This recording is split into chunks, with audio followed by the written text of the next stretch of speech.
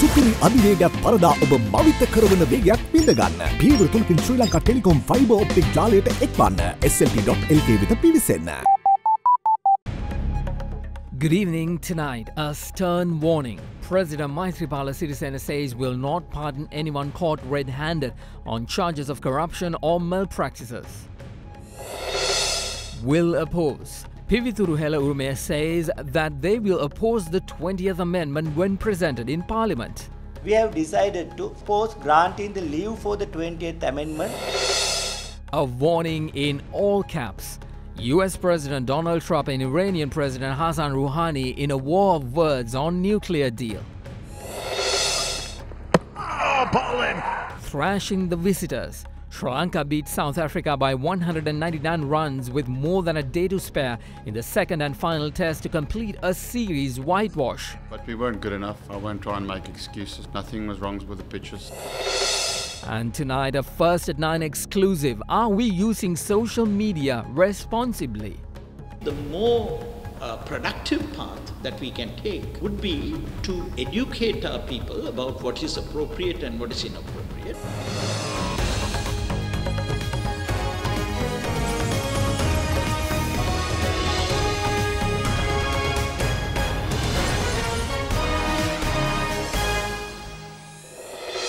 Live across the nation, this is Sri Lanka's news channel other than Derana 24/7. Hello everyone, I'm Mahesh Johnny and welcome to First at 9. A war of words between President Donald Trump and Iranian President Hassan Rouhani. Trump even tweeted in all caps. Details of that story coming up on our international segment. But first, we begin here at home. Now, a stern warning from the president tonight. President Maithripala Sirisena says that he will not pardon politicians, officials in the state sector or any third-party contractor working on government projects if they were caught red-handed on charges of corruption or malpractice. These words by the head of state was made during the water filling ceremony of the Kaluganga Moragahaganda project today. The water filling of Kaluganga under the Kaluganga Moragahakanda project was inaugurated by the President Maithripala Sirisena today. Kaluganga Reservoir will be created by blocking the Kalu River at Lagala and Pallegame areas, and the capacity of the reservoir is 248 million cubic meters. Prior to the inauguration, President Sirisena engaged in religious observances. Later on, President Sirisena renamed the Moragahakanda project as the Kulasinghe Reservoir in honor of engineer Dr. A.N.S. Kulasinghe, who initially proposed the project. Afterwards, the President declared open the Kaluganga Moragahakanda project, which will provide water to 3,000 families that will be resettled in the lower valley of Kalu River. The capacity of Kaluganga Reservoir is 265 million cubic meters and will divert 100 million cubic meters of water a year to the Moragahakanda Reservoir. This will irrigate dry lands in the Rajarata, northwestern, central and eastern provinces on one hand and Farwe Vanni in the northern province on the other. In addition to irrigation of land, water from the Moragahakanda Reservoir generates 25 megawatt power at the Moragahakanda Hydroelectric Power Station. Moragahakanda Kaluganga Reservoir is 6 times larger than the gigantic Parakrama Samudra constructed centuries ago by King Parakrama Bahu.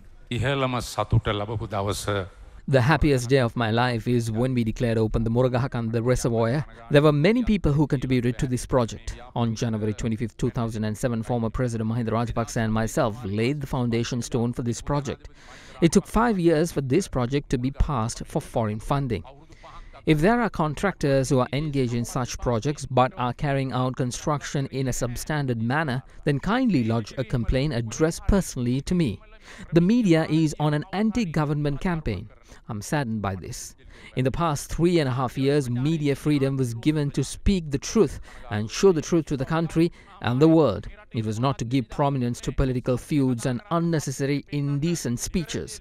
I wish to tell all media and heads of these institutions that are not giving prominence to the work that we do to not attack, weaken and destroy us and lose your democracy, freedom and media freedom and end up in tears.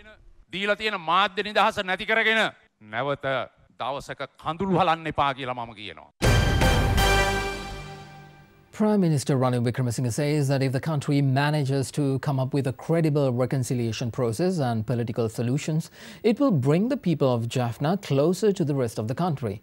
He made this remark at a ceremony held in BMICH yesterday. The celebration of the Golden Jubilee of Archbishop Emeritus Reverend Dr. Oswald Gomes, consecrating as a bishop of the Roman Catholic Church, was held at the BMICH yesterday. The event was held under the auspices of President Maithripala Sirisena and Prime Minister Ranil Wickremesinghe. Former President Mahinda Rajapaksa was also invited for the event. Both today and yesterday, I spent some time in Jaffna. I have been in Jaffna in 2010 and in 2015. I visited Jaffna along with President Maithripala Sirisena and former President Chandrika Bandaranaike Kumarathunga. Back then, they suspected us. Today, it's a different atmosphere. We can live there as any other city. The suspicion has faded. There are problems that we haven't solved yet, which we hope to solve soon.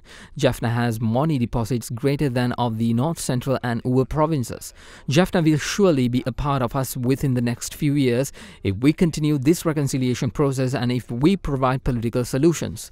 They behaved as Sri Lankans without any fear or suspicion. That was due to your efforts that built the trust.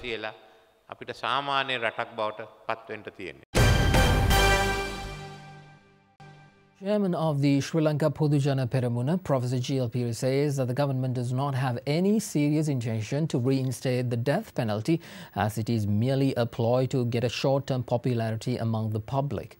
Meanwhile, convening a media briefing, UPFA parliamentarian Namal Rajapaksa today announced the postponement of the masked protest campaign against the government, which rescheduled for the 5th of September.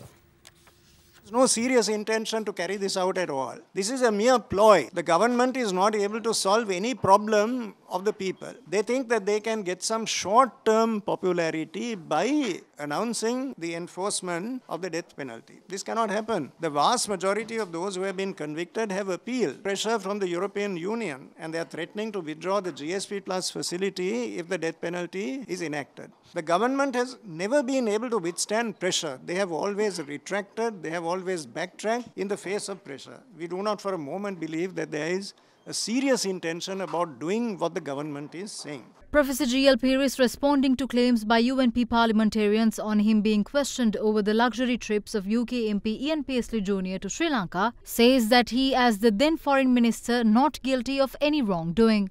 Mr. Ian Paisley visited Sri Lanka on 2 occasions. An investigation against him in the British Parliament, a disciplinary inquiry. But that has nothing to do with Mr. Paisley visiting Sri Lanka. That is not the allegation at all. What is alleged is a breach of a reporting requirement. Mr. Ian Paisley, in keeping with the rules of the British Parliament, was under a duty to report, to give information about his visit. Now, he was in breach of this reporting duty. The British Parliament is not saying that he should not have come to Sri Lanka. What they are saying is that he should have reported these visits to the proper authorities in the United Kingdom, and he has failed to do so. That is an internal matter between the British Parliament and Mr. Ian Paisley, and that does not concern us at all. A couple of days ago in Parliament, some UNP members of Parliament had said that I should be questioned about this matter as the Foreign Minister of Sri Lanka at that time. My position is very clear. We have nothing to apologize for. We have done the right thing, and we have at the forefront of our policy nothing other than the interest of Sri Lanka and of its armed forces. We will start island-wide campaign, but initially it's going to be the mass protest on the 5th of September. We will have a series of protests. We will tell the location when the time comes, because I don't want the police to be too busy going and taking court orders, because they have to control the underworld also. So otherwise they will say that Nama Rajapaksa came and organized a protest and we didn't have time to control the underworld because we have to go and take court orders. But for now it's Colombo. Purpose of this is to form a people's government. Leader of the Sama Samaj Party, Professor Tissa Vitharna, today insisted that the joint opposition must be recognized as the official opposition in the country, alleging that the current opposition continues to support the government on various issues. Professor Vitharna also voiced against the government's decision to hand over 70% of the Mattala International Airport to the Civil Aviation Authority of India.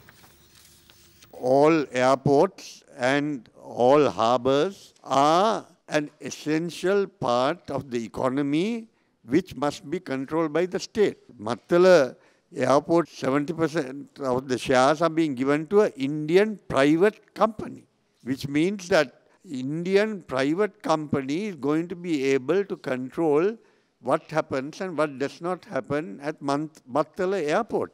Just as was done earlier with regard to Chinese private company with regard to Hambantota port. So we are totally opposed to this and we condemn that strongly. Then in addition, there is the question of the leader of the opposition. It is sad that when the whole country realizes the parliament is divided into a pro-government faction which includes members of the official opposition, the TNA, 16 and 6 from the JVP.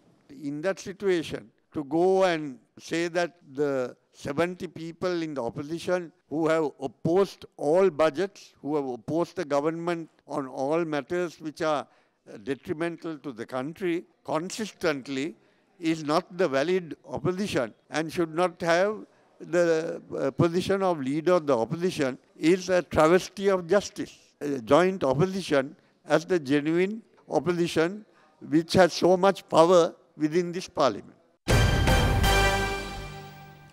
More local stories. Leader of the Pivithuruhela Urumea and UPFA parliamentarian Uday Gammanpilla affirms that they will oppose the 20th Amendment Bill without granting leave to proceed after its first reading in the parliament. He added that the decision comes as a move to prevent the government's well-tested strategy of inserting the federal characteristic to the 20th Amendment Bill at the last minute.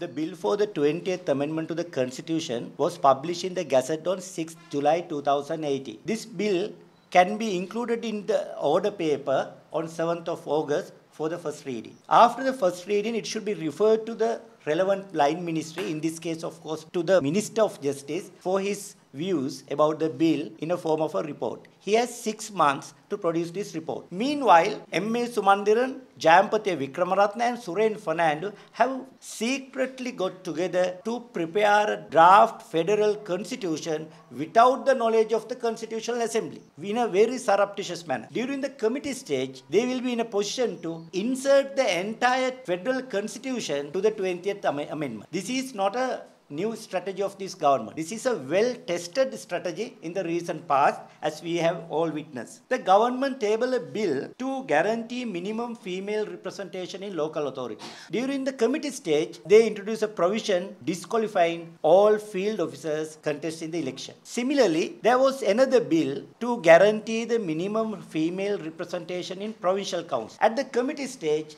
they introduced an electorate-based election system. Through that, elections have now been postponed indefinitely. We petitioned the Supreme Court challenging the procedure adopted by the government at these 2 instances. Unfortunately, Supreme Court was of the view that this is a part of the legislative process and Supreme Court has no right to intervene or interfere with the legislative process. These 2 determinations of the Supreme Court have now turned to be green light for the government to insert the federal constitution into the 20th Amendment. This is a very dangerous situation. In this backdrop, we have decided to oppose granting the leave for the 20th Amendment when it is in the order paper for the first reading.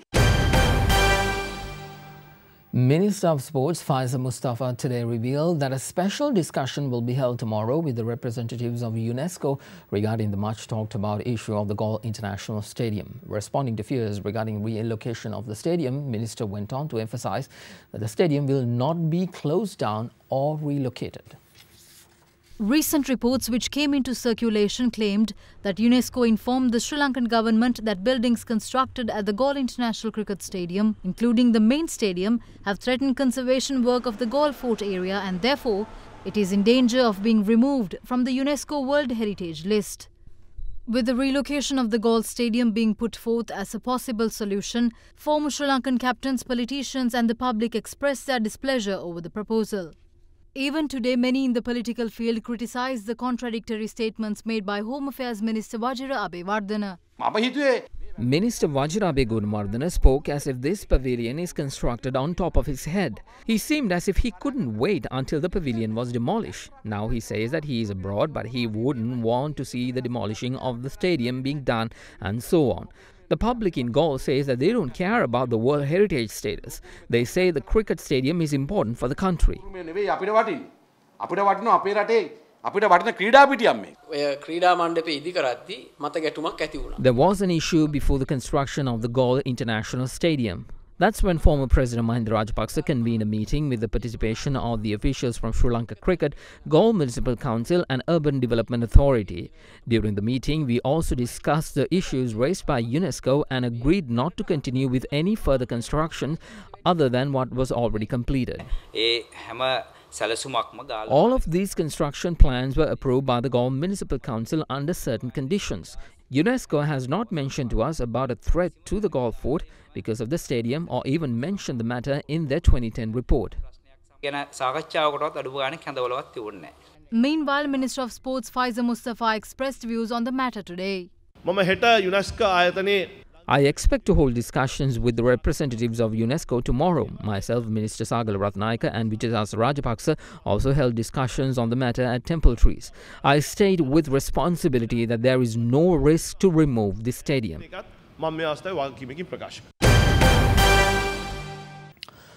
Chief Minister of Uva Province, Chamara Sampath Dasanayake, today apologized to his fellow councillors. His apology came after councillors expressed views in protest regarding defamatory statements made by the Chief Minister. Chief Minister of Uva Province, Chamara Sampath Dasanayake, claimed in public that he bribes provincial councillors in order to control them. He voiced the same sentiments at a public gathering in Nachaduwa area yesterday. We do get problems from the provincial councillors. That's when we would give them a vehicle, a little bit of money and other things to be in good terms with them. How else can we govern a country or a provincial council? These comments by the Chief Minister drew strong criticism from UNP councillors of the Uva Provincial Council who were seen wearing black armbands in protest. Councillor Samantha Vidyaratna presented a no confidence motion against the Chief Minister, which was declined by the chairman as there were not enough signatures in the document.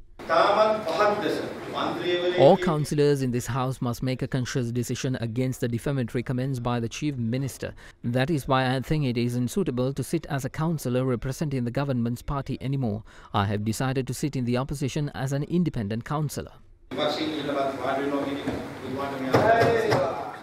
Accordingly, councillors Shashindra Rajapaksa, Sudarshana Denipitiya and Kumarasiri Ratnayaka took their seats in the opposition as independent councillors.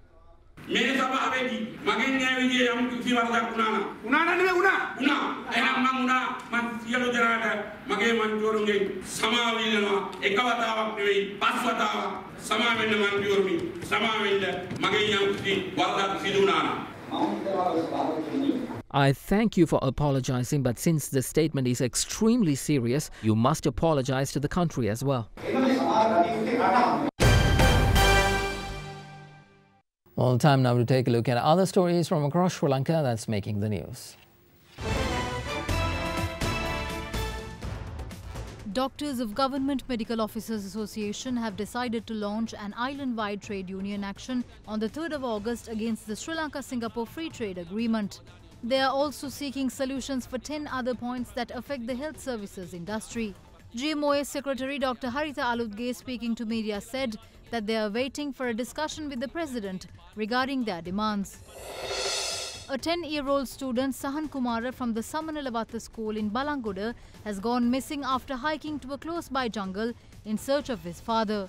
According to the parents, he has been missing since last Friday and a joint operation is underway by the police and Sri Lanka Army seeking the child. Former Valapane Pradeshiya Sabha Chairman Jagat Kumar Samaraheva and another person have been sentenced to 12 years of rigorous imprisonment by the Nuwara High Court today. They had been charged by the Udupu Sallava police for misusing state vehicles in 2014 and possession of a firearm without proper license. You are watching Sri Lanka's award-winning news channel, Derana 24/7.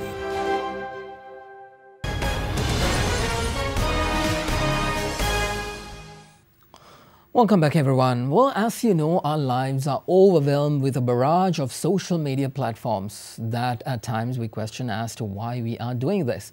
Call it Facebook, Twitter, Snapchat, WhatsApp, Viber, Instagram. Well, those are some of the popular ones, but there are thousands of others that consume our time.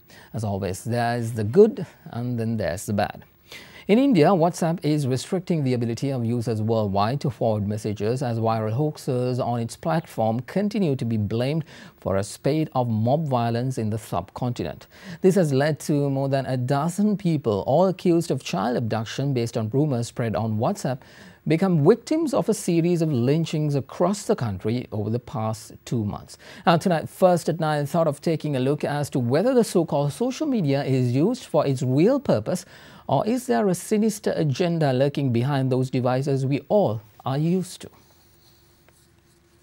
This video, which was forwarded on WhatsApp 2 months ago showing the abduction of a child by a group of men, triggered widespread anger, sparking a series of lynchings across the country. But little did they know the video was fake.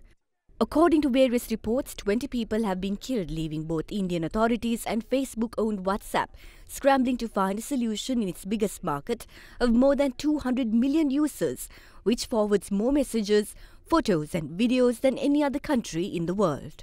Many of the false messages following the release of the video that are believed to have triggered violence were forwarded to multiple groups which had more than 100 members each. WhatsApp has said it will limit how many times messages can be forwarded in India, removing the quick forward button to curb the spread of false information on its platform. In 2019, it is estimated that there will be around 2.77 billion social media users around the globe, up from 2.46 billion in 2017. An incident such as this caused a question: how responsible are we as netizens when sharing content and information on social platforms? As much information is made available faster and accessible than ever before, how many of us take the time to verify its contents?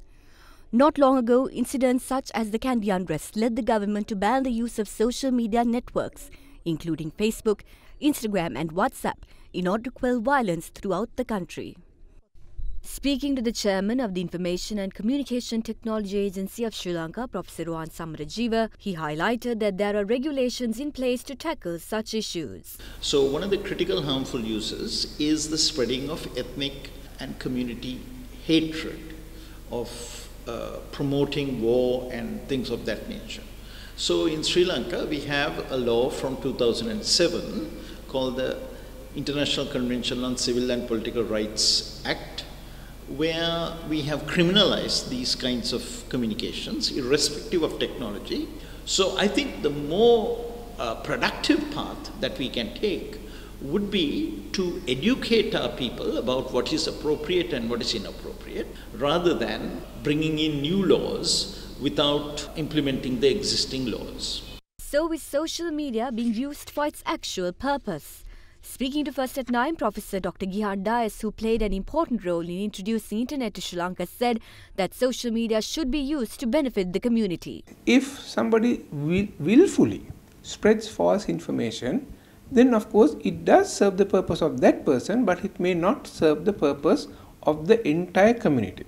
So when we look at the purpose of social media, we should look at it not maybe the purpose it was designed for or the purpose the government thinks it should serve, but the purpose of the community. He added that when policies and regulations are brought forward, it should be done in a practical manner. I believe it is not really very realistic to set up technical measures and say, okay, this is what happens and this everybody should do that, because it is very easy to circumvent such technical measures. We should be very, very careful before putting technical measures which actually might backfire.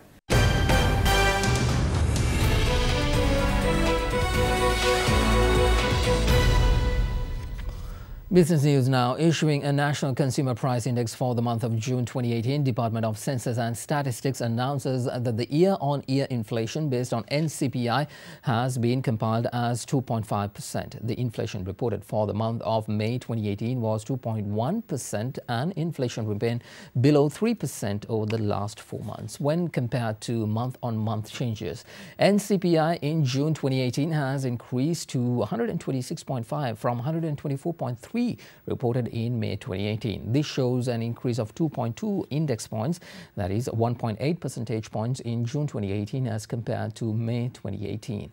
This month-on-month change was contributed by increases of expenditure value of food items by 1.55% and non-food items by 0.26% respectively.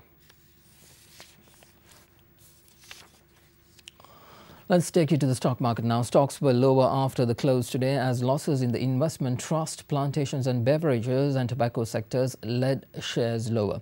At the close in Colombo, the CSE all share lost 0.10%.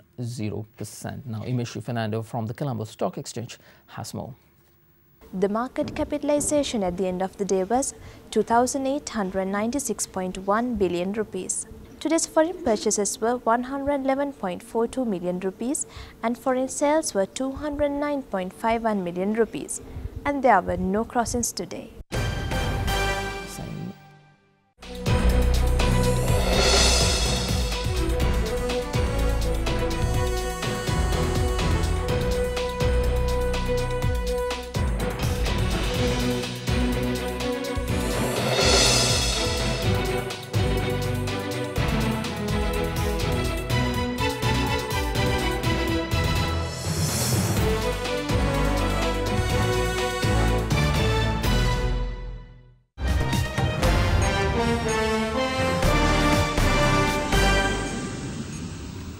International news now. A war of words has now been exchanged between US President Donald Trump and Iranian President Hassan Rouhani. The US President warned Iranian President Hassan Rouhani yesterday, saying not to threaten the United States again after Rouhani cautioned Trump about pursuing hostile policies against Tehran.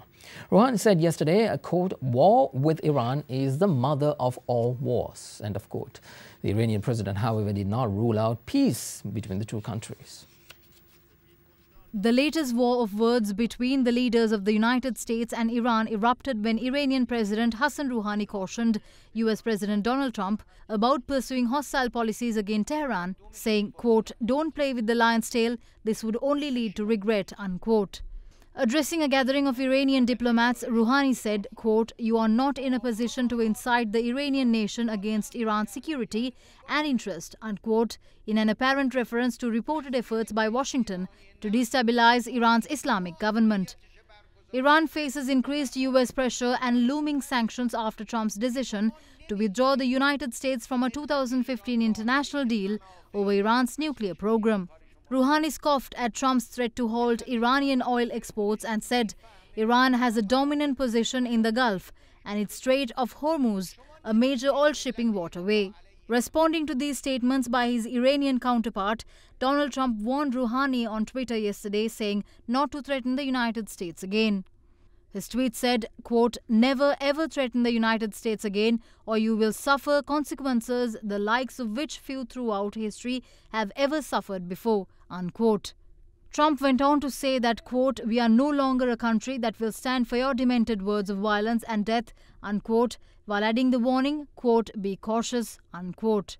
Trump's remarks meanwhile came on the heels of his Secretary of State Mike Pompeo, who launched a rhetorical assault on Iran's leaders. The level of corruption and wealth among Iranian leaders shows that Iran is run by something that resembles the mafia more than a government. You are watching Sri Lanka's premier news channel, Derana 24/7.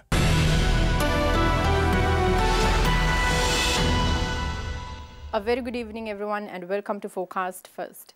Looking at your temperatures for tomorrow now, those who are in the northern and eastern provinces of the island tomorrow will have to brace for scorching temperatures, with the highest temperature of 35 degrees Celsius expected in the Muletu, Batiklo and other districts. But our viewers in the central province will experience rather milder temperatures, with the lowest temperature of 20 degrees Celsius expected in the Nuwara district. Moving on to your rain forecast now, there will be light showers in the western, southern and several areas of the eastern province as well. But most other provinces will see sunny weather conditions during the day tomorrow. That's it from your weather center tonight. Up next is your city by city forecast.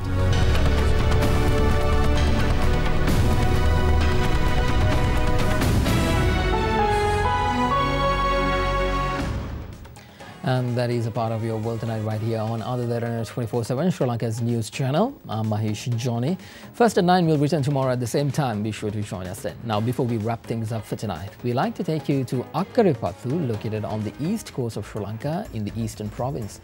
Akkarepathu area covers 4,836 kilometers and acts as an agro-economic hub with vast extents of paddy fields surrounding the township. Thank you very much for joining us. Have a good night.